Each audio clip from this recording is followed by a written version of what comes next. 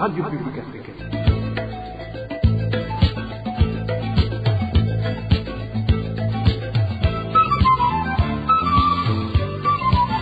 Radio Publique Africaine.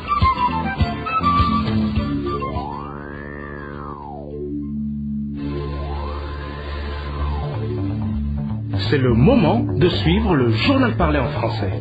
À la présentation, Émile Nivasumbo. Bienvenue dans ce journal du 9 janvier 2022, dont voici les principaux titres.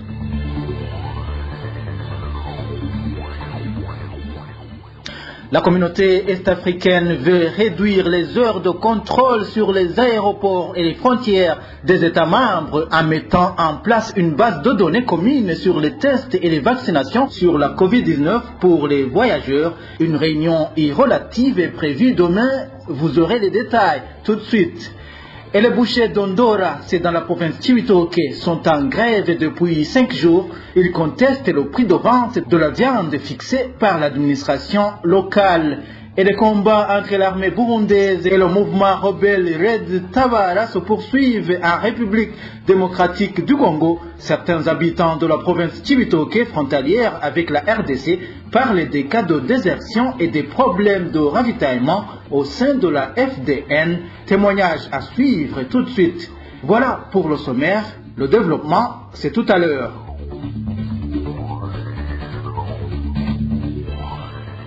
Je vous le disais il y a un instant, selon certains habitants de la province Cibitoke, frontalière avec la RDC, la tâche n'est pas du tout facile. Chez les militaires burundais du 212e bataillon de Gitega, ceux du 112e bataillon de Cibitoke, les Imbonerakure et les Maïmaï qui les éclairent en République démocratique du Congo dans l'opération de traquer les rebelles du mouvement de résistance pour un état de droit. Red Tabara, ses habitants de Cibitoke signalent des désertions et des problèmes de ravitaillement. Suivez le témoignage de l'un des habitants de la localité de Rusizi.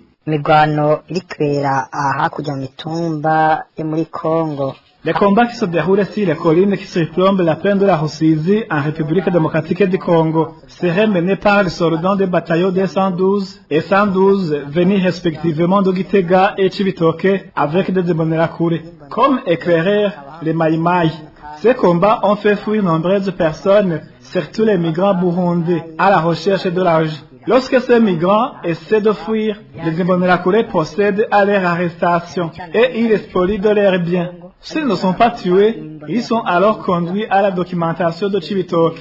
Lors de leur identification, les non-combattants sont acheminés et incarcérés à la brigade. Quant aux combattants, ils font objet d'un procès digne de leur statut que d'aucun ignore.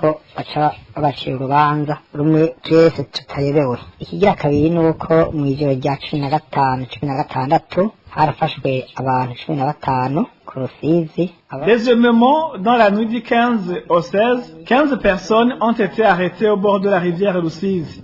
Ces personnes ont été arrêtées par des Imbonerakure de la 8e avenue, commandités par un certain Gabo, diminutif d'Ongomirakiza et un certain Manirakiza, pour être conduits à la documentation de Cibitoke. Ils les ont ensuite délestés de tous leurs biens. Le commandant du camp Cibitoke en a récupéré 2 militaires et un Maïmaï pour une destination inconnue. Vous comprendrez par là que les Maïmaï sont payés par l'armée burundaise.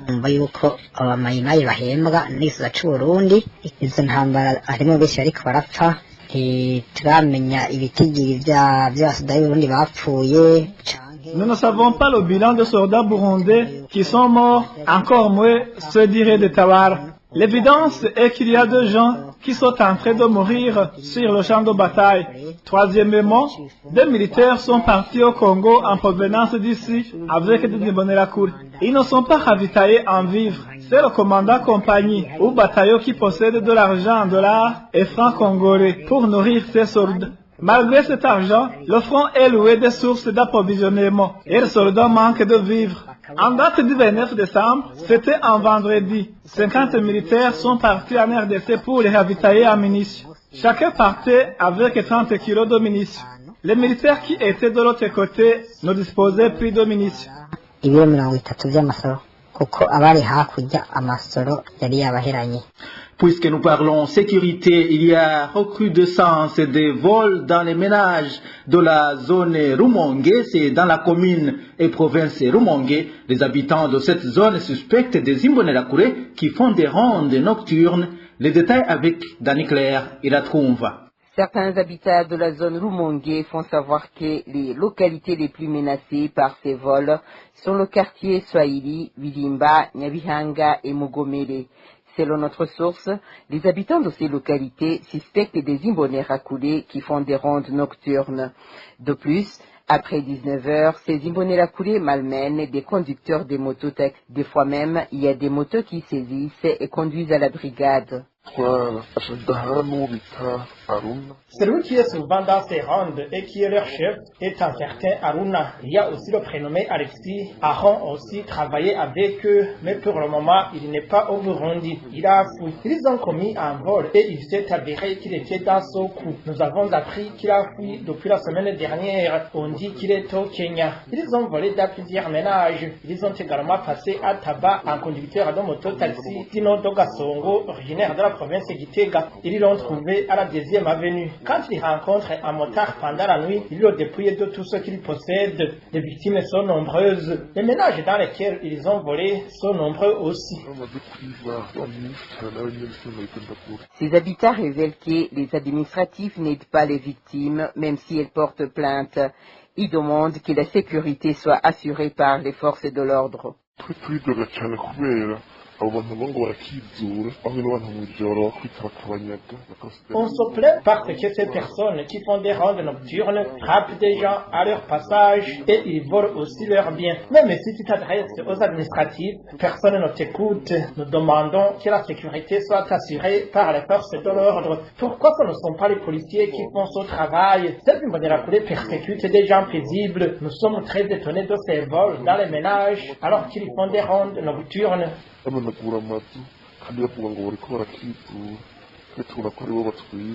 On n'a pas pu joindre Jérémy Vidimana, l'administrateur de la commune Rumongue. Dans un instant, nous parlons de la communauté est-africaine. Les mouvements frontaliers, surtout le commerce entre les pays de l'EAC, pourraient être améliorés si tous les États membres se dotent des bases de données communes sur la COVID-19 pour les voyageurs. Le secrétaire général de l'EAC prévoit demain une rencontre pour adopter l'EAC Pass pour faciliter les vérifications des données sur le dépistage et la vaccination des voyageurs dans les aéroports et frontières.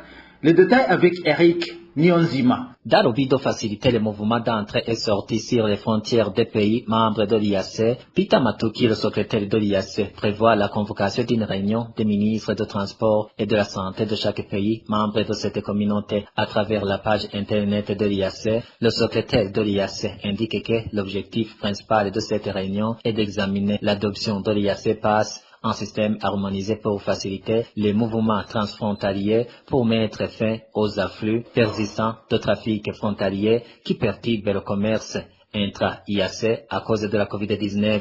Étudier ensemble les frais de dépistage de la COVID-19 sur les frontières, le temps qu'il faut attendre pour avoir les résultats feront les principaux points à l'ordre du jour de cette réunion qui se tiendra le 10 janvier 2022. Selon Peter Matuki, le secrétaire de l'IAC, à part que l'IAC Pass aidera beaucoup dans la vérification de voyageurs qui se sont fait dépister sur les frontières des pays de l'IAC, cela va aussi résoudre le problème de la longueur du temps à attendre sur les frontières à attendre les résultats. Cette procédure va également ramener la confiance entre les pays membres de l'IAC. De plus, les résultats négatifs des voyageurs seront envoyés dans les laboratoires compétents au niveau de chaque frontière du pays membre de l'IAC. Le secrétaire de l'IAC fait savoir encore que certains pays de l'IAC ont déjà commencé à se préparer pour l'IAC Pass, tandis que d'autres mettent déjà en application ce système. C'est le cas du Rwanda, Ouganda et le Burundi. En fait, le secrétaire de l'IAC fait savoir que l'IAC Pass est l'une des plateformes les plus sûres de vérifier les résultats des tests au Covid-19 et des vaccins.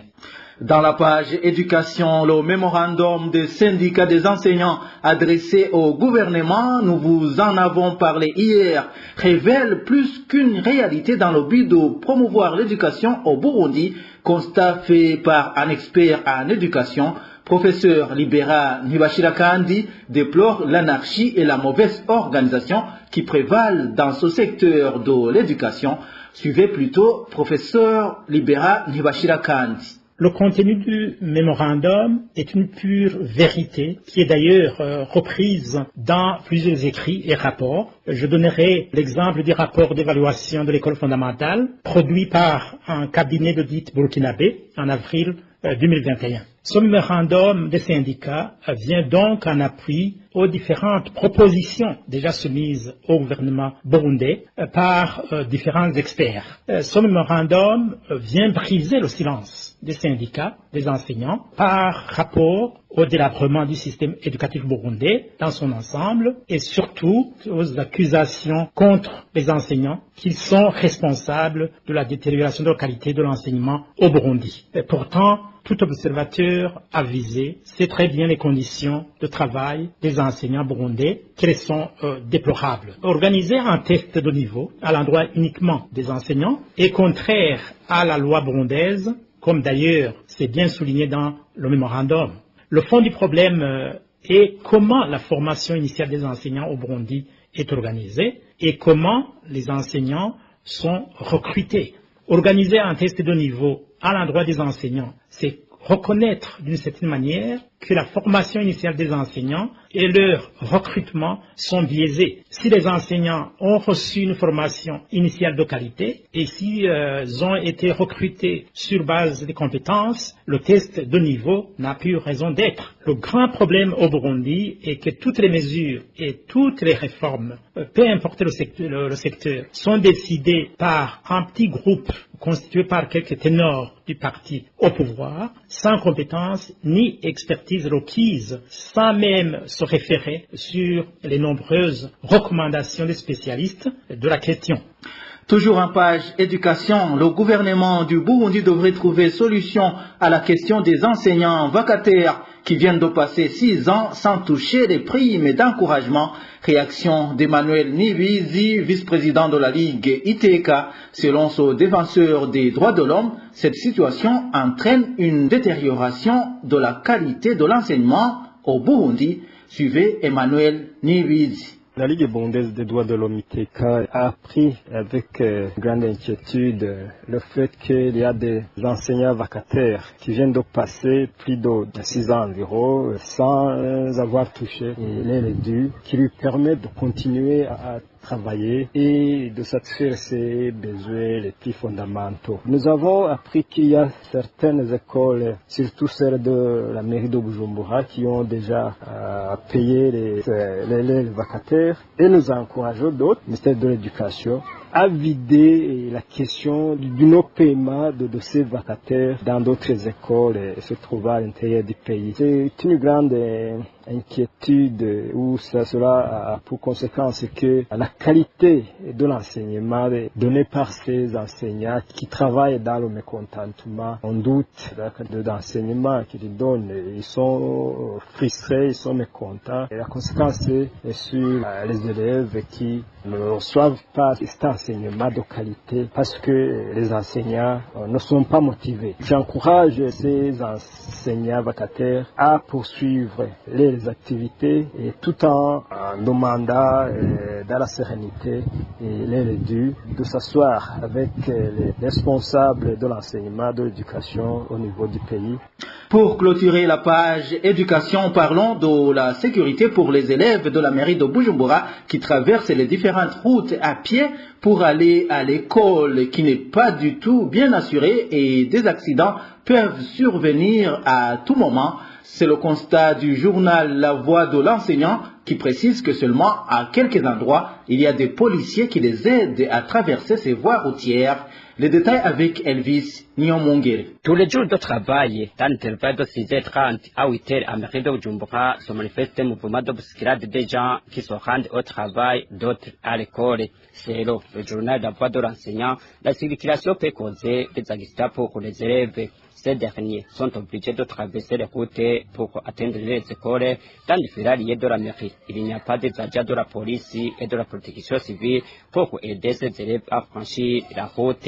Dans les endroits visités par le reporter du journal Le Voix de l'enseignant, dans son article, le journal écrit qu'il y avait des places manquant à des policiers en commune Moura, dans le quartier de Kanyosha, devant toutes les écoles où les élèves doivent traverser la route pour atteindre les écoles, telles que l'école fondamentale Kanyosha 1, Fine School, complexe scolaire de Kanyosha, Seska et les anges gardiens, aucun policier n'est trouvé pour les aider. Toutefois, c'est toujours ce journal, au nord de la capitale économique, aux écoles lycée Vugizo et le lycée SOS, le constat est que devant les deux établissements, la police de protection civile était présente.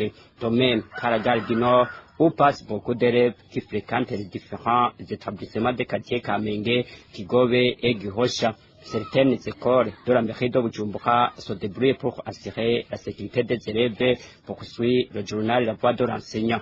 Mais ajoute que le journal, le risque d'accident sont énormes près des écoles où la sécurité n'est pas assurée par les agents de police de la protection civile. Dans un instant, nous abordons la page société. RPA. Les prix de certaines denrées alimentaires ont connu une hausse au chef-lieu de la province Kayanza depuis le début de l'année. Cependant, il s'observe également une diminution des prix de certains produits. Les détails avec Francine Mahoro. Certains commerçants de la ville de Kayanza disent que le riz cultivé au Burundi par la SRD Imbo, qui coûtait entre 2000 et 2200 francs, coûte actuellement 2800 francs. Le riz tanzanien qui coûtait 2500 francs coûte aujourd'hui entre 3000 et 3200 francs. Les habitants de la ville de Kayanza constatent aussi une forte hausse du prix de la banane. Un régime acheté à 4000 francs s'obtient aujourd'hui à 8000 francs. Les mêmes habitants du chef-lieu de la province Kayanza se réjouissent cependant de la baisse de certains prix. Au fait de Noël et de Nouvelle, le prix de la viande avait atteint 12 000 francs, mais maintenant la viande sauva à 10 000 francs le kilogramme. La même baisse est observée sur le prix de la pomme de terre comparé à l'année passée, car le kilogramme se vendait à 13 000 francs et la pomme de terre la moins chère à 10 000 francs. Actuellement, la pomme de terre dite Ekijumbo se vend entre 400 et 500 francs. Celle dite Ndinamagara se vend à 600 francs et la pomme de terre dite Ibitukura se vend à 650 francs le kilogramme. Le prix de l'huile de palme a connu une baisse de 4200 francs le litre. Celui-ci est descendu à 3200 francs. Toujours dans la province Kayanza, le prix du charbon a connu aussi une forte hausse. Le sac qui se vendait entre 17 000 et 20 000 francs atteint aujourd'hui à 35 000 et 38 000 francs. Les commerçants expliquent cette hausse par la rareté du bois de chauffage et les taxes payées quand ils écoulent le charbon. À Rumongue aussi, les prix des produits agricoles ont grimpé ces derniers temps, une augmentation qui varie entre 500 et 800 francs par produit. Éloge Kwizera. La flambée des prix des denrées alimentaires a commencé à s'observer en province Rumongue avant la fête de Noël. Les prix du riz et du haricot qui faisaient vivre la population ont été augmentés de 500 à 800 francs le kilogramme. Les vivres connaissent une forte hausse de prix. C'est effrayant. Le haricot se vend à 2000 francs, à 2200 francs et à 2300 francs. Le riz ordinaire qu'on achetait jadis à 1700 ou 1800 francs se vend aujourd'hui à 1200 francs. La farine de manioc qu'on trouvait autrefois à 800 et 600 francs se vend actuellement à 1500 francs. C'est la farine non pilée dite Amacopa. La farine pilée en provenance des boutiques est achetée à 1700 ou 1800 francs. La population de Rumongue fait savoir qu'en cas de hausse des prix de ces produits agricoles et acheter du poisson direct Tanganyika ou de la viande, mais que pour le moment, les prix de ces denrées ont été également augmentés. La viande a également connu une hausse. 1 kg qui se vendait à 7000 francs autrefois est fixé aujourd'hui à 9000 francs. Le poisson du lac est rare. Au prix d'achat de 500 francs, les jours précédents, il se court actuellement à 2000 francs. Nous prenions des boissons Mwanza en Tanzanie, mais maintenant, ils ne sont plus disponibles. Selon la population de la province de Rumongue, cette hausse des prix des denrées alimentaires est consécutive au manque de devises sur le territoire national, car les importateurs n'arrivaient pas à s'approvisionner à l'étranger comme ils le faisaient ces dernières années. Ce qui fait que le prix qui entre au pays coûte énormément cher. La hausse est due à la dépréciation de la monnaie burundaise et surtout les biens d'importation ont été bloqués à la frontière tanzanienne. Autrefois, le riz, la farine de manioc et de maïs se couraient en provenance de la Tanzanie. Les habitants de la province de Rumongue demandent au gouvernement de tout faire pour trouver une solution durable à ce problème de hausse des prix des produits de première nécessité qui devient de plus en plus généralisé.